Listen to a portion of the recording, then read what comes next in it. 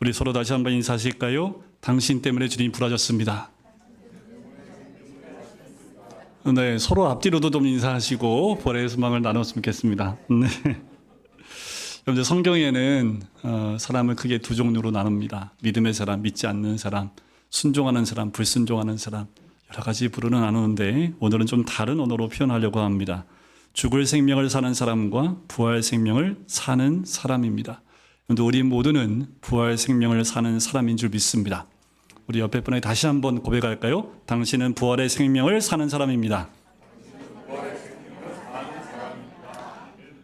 여러분들, 죽을 생명을 사는 자는 살면 살수록 지우개가 줄어드는 것처럼 줄어드는 생명을 살아갑니다. 마치 모래시계에 그 모래가 점점 줄어가는 것처럼 그렇게 끝이 나는 거지요. 그에게는 시간이 흐를수록 소망이 점점 줄어들어요. 하지만 반면에 부활 생명을 사는 사람은 더 살수록 소망이 눈앞에 다가오는 그 사실을 알기 때문에 더 기쁨이 우리 가운데 충만하게 되는 줄 믿습니다. 어린 시절이나 청년 시절에만 가슴이 뛰는 것이 아니라 우리가 늙어서 더 나이가 들어서도 가슴이 두근거리는 것은 그 소망이 더 우리에게 가까이 오고 있기 때문에 그래요. 살면 살수록 우리 안에 하나님의 약속이 성취될 것을 바라보기 때문에 부활의 생명을 사는 사람은 언제나 가슴에 뜨거운 기쁨과 또한 우리 안에 그 소망으로 가득 차게 되는 줄 믿습니다. 마지막 순간에는 그 소망과 꿈이 절정이 이루게 되지요. 이것이 부활 생명을 사는 사람의 단면에 대한 묘사예요. 여러분들, 우리는 어느 쪽의 삶을 살고 있습니까? 이 둘을 실제적으로 비교하면 전자는 최고의 시절이 언제일까요? 젊었을 때입니다. 아름다울 때입니다. 건강할 때입니다. 하지만 다 지나가 버리지요. 그리고 일정 시간 지나면 이 모든 것이 지나가 버렸다고 생각하지만 후자에는 내 최고의 시절은 아직 오지 않은 겁니다. 아직 우리에게는 그 최고의 시절이 오지 않았다고 생각을 해요. 전자에게는 늙어가는 것이 막을 길이 없어 할 수 없이 받아들여야 하는 일이지만 부활 생명을 사는 사람은 늙어가는 것이 장차 올 최고의 시절로 다가가는 일이라고 생각하게 되는 거지요. 이렇게 두 종류의 삶을 결정 지을 수 있는 역사적 사건은 바로 2000년 전에, 대략 2000년 전에 팔레스타인에서 일어났던 부활 사건입니다. 예루살렘 밖 골고다 언덕에 사흘 전에 십자가에 처형되었던 예수라는 분이 무덤에서 부활하는 그 사건이 있지요. 만일 지금이라면, 이런 사건이 있다면 전 세계에 토픽이 되겠지요. 일면에 이 모든 소식이 다 전해졌을 겁니다.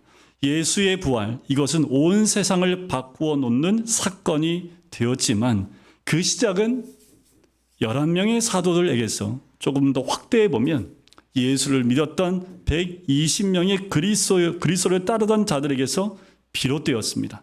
부활하신 예수님은 그들에게 40일 동안 나타나시며 구약에 있는 메시아에 대한 예언을 그들에게 알려주시고 구속사역을 설명해 주시지요. 이것은 성경 드라마에서 대반전이라는 말로 설명할 수 있습니다. 아무도 생각할 수 없었던, 또 예상치 못했던, 유대 당국자들도 생각하지 못했고 하물며 제자들조차도 상상할 수 없었던 그 일이 일어난 거지요. 이 사건은 결국 그들을 변화시켰습니다. 그들에 의해서 예루살렘과 유대와 사마리아, 그리고 20여 년이 조금 지났을 즈음에 제국의 수도인 로마까지 이 복음이 들어가 많은 믿음의 사람들이 퍼져나가기 시작을 하지요. 그리고 300년이 지난 다음 로마 전체를 다 이 복음으로 가득 채우는, 그리고 국교가 되어지는 사건이 일어나게 됩니다. 도대체 그 힘이 어디에 있었을까요? 제자들의 헌신입니까? 조직력일까요? 사실 그 힘의 뿌리는 바로 예수 부활 사건인 줄 믿습니다. 이것은 믿거나 말거나 수준이 한 이야기가 아닙니다. 예수의 부활 사건이 죽을 생명을 살던 자들을 부활 생명을 사는 자들로 변화시켰기 때문에 그래요. 가능했던 이야기입니다. 이것은 무시할 수 없는 역사이지요. 도대체 예수의 부활 사건이 뭐길래 그렇다는 걸까요? 성경이 예수님의 부활을 보는 하나의 중요한 시각이 있는데, 그것은 하나님께서 예수님을 죽은 자 가운데서 살리신 그 사건은 예수님이 가르친 말씀을 인준해 주는 거지요. 그 말씀대로 자기 백성의 죄를 대속하기 위해서 십자가에 죽으셨던 그 일에 대해서 하나님께서 승인하셨다, 결제하셨다는 의미를 전하는 것이 예수의 부활 사건입니다. 예수님의 부활로서 우리는 우리의 죄값이 다 치루어졌고 구원받았다는 것을 압니다. 그래서 부활은 하나님의 서명이에요. 하나님께서 우리의 구원 문서에 서명함으로 모든 계약이 효력이 발생하기 시작을 한 거지요. 십자가에서 죽으신 일이 우리의 구원을 위한 일이었다는 사실을 하나님께서 예수 그리스도를 죽은 자 가운데 다시 살리심으로써 확정하신 겁니다. 이것이 예수님의 부활의 의미이지요. 그래서 이 부활이 우리에게 어떻게 됐을까요? 죽을 생명을 살던 자들이 부활 생명을 살도록 180도 바꾸었다라는 거지요. 그 증거가 사도들에게서 드러나요.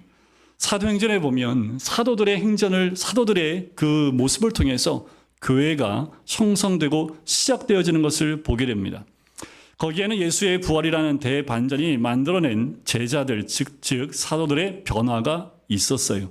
근데 제자들, 우리가 고난주간에 많이 묵상하고 하면서 혀를 찰 만한 제자들, 예수님을 그렇게 따라다녔다가 십자가 앞에서는 모두 도망가 버린, 각오와 의욕은 충만했지만 그 삶을 살 수 있는 능력이 없었던 그 제자들, 그런데 그들이 예수의 부활 이후에 변했어요. 여러분들 길거리 가다 보면 요새는 웨이트 하는 데가 많으니까 항상 걸려있는 사진이 참 부럽긴 하지만 비포와 애프터 사진을 항상 실어 놓습니다. 아저씨의 몸매가 있다가 갑자기 식스팩 있는 남자의 모습으로 바뀌었는데 한번 확인해 보고 싶은 마음이 있을 정도지요. 여러분들, 우리의 모습이 그래요. 비포와 애프터입니다. 예수 그리스도의 부활을 중심에 놓고 그 이전의 모습과 그 이후의 모습, 제자들이 이렇게 달라졌다라는 거지요. 처음에 그들이 했던 말들, 소위 그들이 전했던 복음의 내용의 핵심이 무엇이었을까? 왜 그들의 메시지에는 힘이 있었고 그들의 메시지를 들은 사람들의 인생에 반전이 일어났을까라는 거지요. 그 메시지는 사도행전 몇 구절을 통해서 우리가 확인해 볼 수 있습니다. 사도행전 2장 23절과 24절입니다. 같이 한번 읽어볼까요? 시작. 그래서 정하신 뜻과 미리 아신 대로 내준 바 되었거늘 너희가 법 없는 자들의 손을 빌려 못 박아 죽였으나 하나님께서 그를 사망의 고통에서 풀어 살리셨으니 이는 그가 사망에 매여 있을 수 없습니다. 베드로가 오순절 성령 사건 이후에 대중 앞에서 첫 번째 설교를 한 내용입니다. 내용은 이거예요. 한 문장을 정리하면 너희가 못 박아 죽인 예수를 하나님이 살리셨다라는 겁니다. 두 가지 내용입니다. 너희는 그분을 죽였다. 그것과 하나님은 그분을 살리셨다라는 거예요.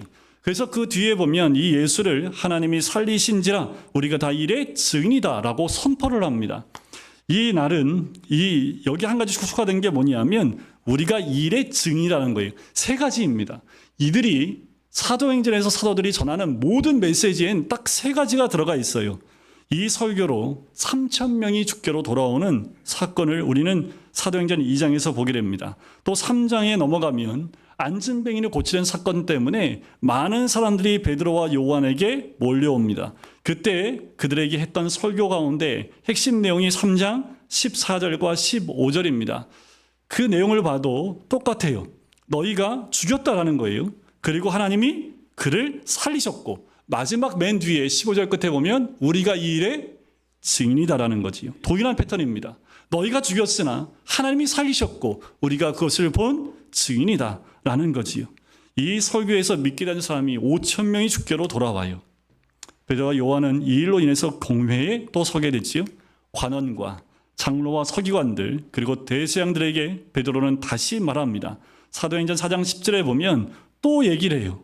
너희가 못 박아 죽였고 하지만 하나님이 살리셨고 그리고 우리가 너희 앞에서 증언하고 있다라고 이야기합니다. 동일해요.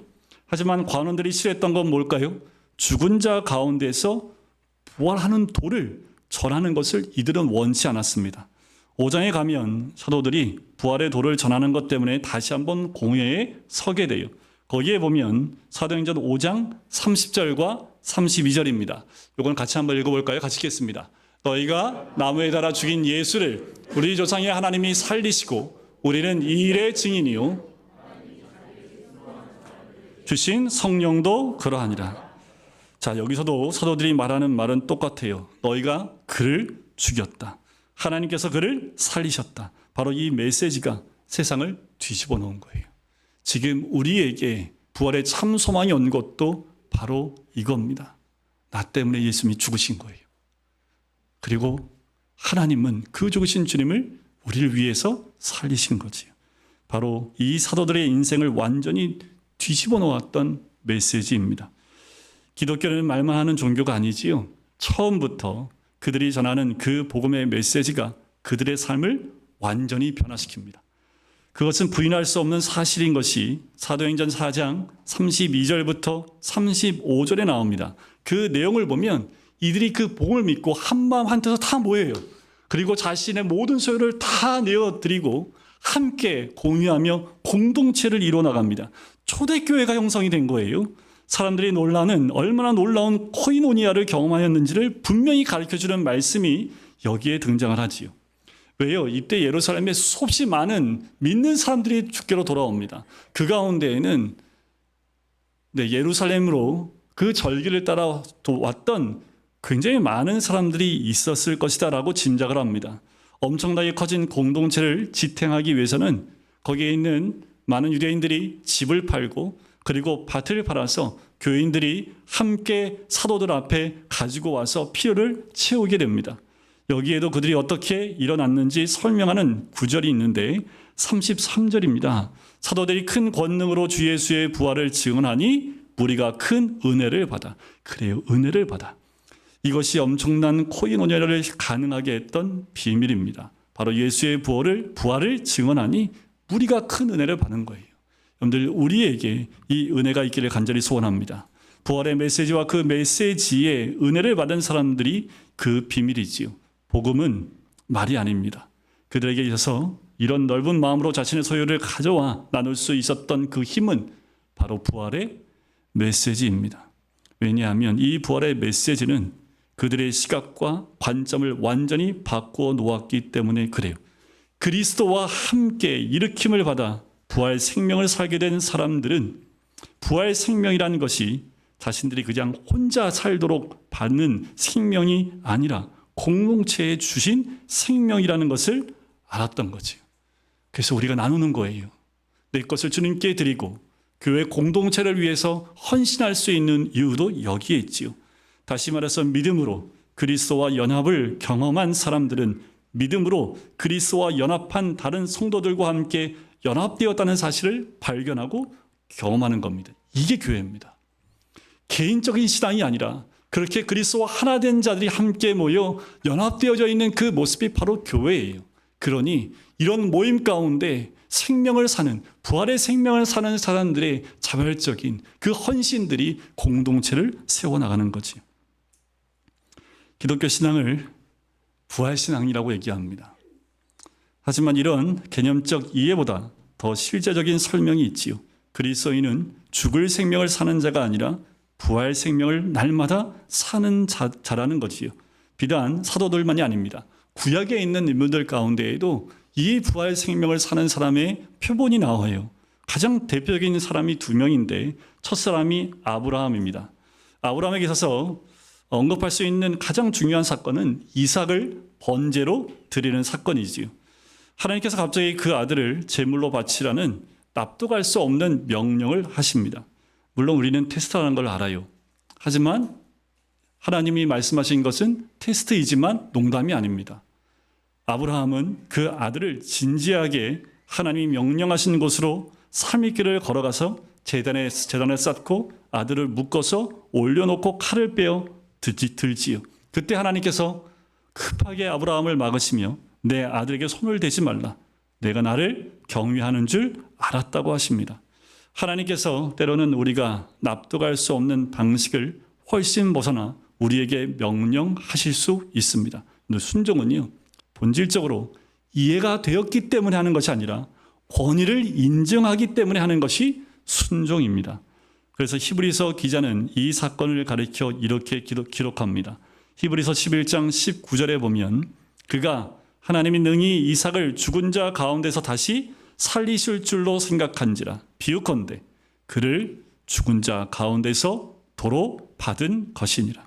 이것이 바로 부활 생명을 사는 신앙인 거지요. 아브라함이 예수님의 부활을 경험했을까요? 아니지요. 예수님이 오시기 2000년 전에 살았던 사람입니다. 하지만 그가 평생 배우고 알았던 그 하나님이 바로 죽은 자를 살리시는 하나님이라는 사실을 제대로 배우고 알았던 거지요. 또 한 명의 사람이 있다면 모세입니다. 히브리서 11장에 이 모세를 이렇게 설명하지요. 11장 24절부터 26절에 보면 모세는 믿음으로 공주의 아들이지만 거절하지요. 그리고 뭐예요? 도리어 하나님 백성과 함께 고난받기를 더 자청합니다. 죄악의 낙을 누리는 것보다 그렇게 고난받는 걸 더 좋아하지요. 그리스도를 위하여 받는 수모를 애굽의 모든 보화보다 더 큰 재물로 여겼으니 이는 상 주심을 바라봅니다. 이것이 부활 생명을 사는 사람의 모습이라는 거예요. 어디에 더 가치를 둡니까? 여러분들 어느 것에 더 가치를 두고 사십니까? 죽을 삶, 이 사망의 삶을 살게 되면 세상의 것, 없어지는 것, 사라지는 것들에 내 모든 것을 두고 있다면 모세와 같이 부활 생명을 사는 사람은 사라지고 없어질 것이 아니라 영원한 것에 그 마음을 두는 사람인 줄 믿습니다. 여러분들 없어지는 것 때문에 마음 그렇게 힘들어하지 마세요. 내가 가지고 있는 것 가운데 갑자기 사라졌어요? 아유, 걱정하지 마세요. 어차피 사라질 것들입니다. 그렇다면 그것에 매여 있는 삶이 아니라 부활 생명으로 다시 한번 믿음 가운데 고난이라는 것을 또 믿음 가운데 부활 생명으로 이겨낼 수 있는 그 믿음이 부활의 주님을 바라볼 때 우리 가운데 있게 될 줄 믿습니다. 모세에게는 이 세상이 전부가 아니니까 그렇게 믿음의 삶을 선택할 수 있었던 거지요. 오늘 본문에 사도 바울은 고백합니다. 그리스도로 아는 것과 비교할 수 있는 가치는 세상과 영원 속에 존재하지 않는다라는 거지요. 그리스도를 아는 것, 그리스도를 더 아는 것이 그의 소원이었습니다. 이것을 위해서 그 어떤 희생도 감수할 수 있다고 그는 말하지요. 그것과 비교하면 전에 자신에게 소중했던 것들을 다 뭘로 여긴다고 고백을 합니까? 배설물이요. 그 전에 것 다 배설물로 여긴다고 얘기를 해요. 왜요? 가장 귀한 것 그리스도를 아는 것이 가장 소중하기 때문에 그래요. C.S. 루이스가 쓴 나니아 연대기라는 책이 있고 영화가 있습니다. 거기에 카스피안 왕자 편이 있는데 거기에 나오는 대사가 참 좋은 대사가 있습니다. 아주 오랜만에 아슬란을 만난 루시가 말을 해요. 아슬란, 더 커지신 것 같아요. 라고 아슬란한테 얘기를 합니다. 그랬더니 아슬란이 이런 대답을 해요. 내가 더 자랐기 때문이란다 얘야. 이해가 가십니까? 반대 아니에요? 아슬란, 오래간만에 봤는데 더 커지신 것 같아요. 그랬더니 아슬란이 아니란다. 네가 더 컸구나. 라고 얘기하는 거예요. 내가 더 커진 게 아니란다. 하지만 내가 해마다 자라기 때문에 내가 더 커진 것 같이 보이는 거란다. 우리가 하나님을 제대로 알아간다면 똑같이 느끼게 될 겁니다. 그리스도를 아는 것보다 소중한 것이 없다는 사실을 알았던 바울에게 이어지는 소원, 그것은 그리스도를 닮는 거예요. 본문에 그리스도를 닮는 세 가지 조건을 이야기합니다. 만일 우리가 그리스도를 알고 그리스도를 닮아가기 원한다면 여기에 세 가지 조건이 있습니다. 우리에게도 사도 바울의 이 고백처럼 우리에게 이 세 가지 조건이 충만하게 임하길 간절히 소원합니다. 아멘 하셔야 되는데 네, 이미 다 아시나 봐요. 자, 첫 번째 이 부활의 능력을 알아야 하는 것은 사도가 10절에서 그리스도의 부활의 권능을 알고 싶다라고 얘기합니다. 다시 말하면 이거예요. 그리스도께서 죽었다가 다시 사신 그 능력, 더 정확하게는 그리스도를 죽은 자들 가운데서 다시 살리신 하나님의 능력을 알고 싶다, 체험하고 싶다는 거예요. 여러분들 이 능력 경험해보고 싶지 않으십니까? 우리를 구원하시고 또 죽음에서 주님을 다시 부활하신 그 능력, 그 부활의 능력을 경험해보고 싶지 않으십니까? 이것은 다시 사신 예수 그리스도께서 내 안에 계셔서 그리고 내가 그분 안에 살면서 그분의 능력이 내 안에 역사하시는 것을 누리고 사는 거예요. 부활하신 주님이 내 안에 있는 거예요. 그리고 내가 부활하신 주님 안에 있는 거지요. 그때 그 능력을 우리 삶 가운데 누리고 사는 겁니다. 그럼 우리에게 다가오는 것은 영적 전쟁이에요. 그래서 전쟁이 일어날 수밖에 없습니다. 그것은 죄된 육체와 세상과 마귀와 싸우는 싸움입니다. 이 싸움을 싸우며 살아가면서 우리 힘으로는 절대로 이길 수 없습니다. 이 싸움은 우리의 싸움이 아니기 때문에 그래요. 그리스도를 바라보고 이렇게 얘기해야 합니다. 우리 주 예수 그리스도로 말미암아 우리에게 이음을 주시는 하나님께 감사하노니. 그리스도를 닮기 위한 두 번째 조건은 그리스도의 고난에 참여하는 거예요. 그리스도를 닮으면 닮을수록 그분이 겪으신 고난을 겪게 되는 것은 당연한 겁니다. 왜냐하면 주님은 거룩하시고 세상은 죄악이 가득하기 때문에 세상은 그분을 못 박아 죽였다라는 거지요. 우리는 주님처럼 살아가게 되면 당연히 세상으로부터 예수님께 가해졌던 그 고난을 우리에게도 다가올 수밖에 없다라는 거예요. 우리가 그리스도를 알아가고 그 부활에 동참하게 되면 자연스럽게 오는 것이 고난에 참여하는 겁니다. 우리가 그리스도를 닮으려 한다면 그리스도께서 당하신 것과 같은 종류의 고난에 참여해야 한다는 사실을 이 사도는 너무도 잘 알았기 때문에 그리스도의 남은 고난을 자기 육체에 채운다고까지 이야기를 하지요. 마지막 세 번째 그리스도를 닮는 조건은 그리스도의 죽으심까지 본받는 겁니다. 단지 고난이 아닙니다. 그의 죽으심을 본받아라고 사도는 말을 해요. 이것은 그리스도를 위하여 기꺼이 죽을 수 있는 준비, 목숨이라도 내놓을 준비를 가지고 주님을 따르는 거예요. 왜요? 부활의 생명이 있기에 그 죽음이 더 이상 이 사도 바울을 막을 수 없었다라는 거예요. 예수 그리스도 그 부활의 참 소망이 있기에 그분을 닮고 싶다는 소원을 갖게 되는 것이요. 그분을 닮는다는 것은 부활의 능력을 경험하고 그분이 받으신 고난에 참여하고 그의 죽으심까지 본받겠다고 하는 겁니다. 이것이 바로 그리스도인의 성화의 본질입니다. 이것이 부활 생명을 사는 그리스도인의 행복한 고백인 거지요.